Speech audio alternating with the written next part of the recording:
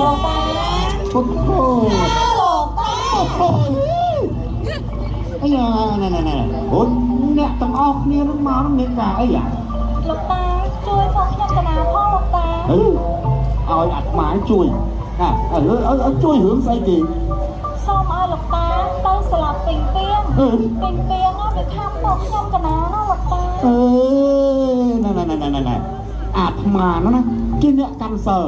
ជាអ្នកបួសអាត្មាណាមិនសម្រាប់សត្វទេ អាណត្តិខ្ញុំកណាផងលោកតា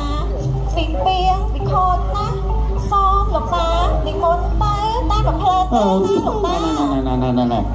អាត្មាតទៅមកផ្លេតហ្នឹងមកវិញដាច់សិលហើយអត់ទៅទេន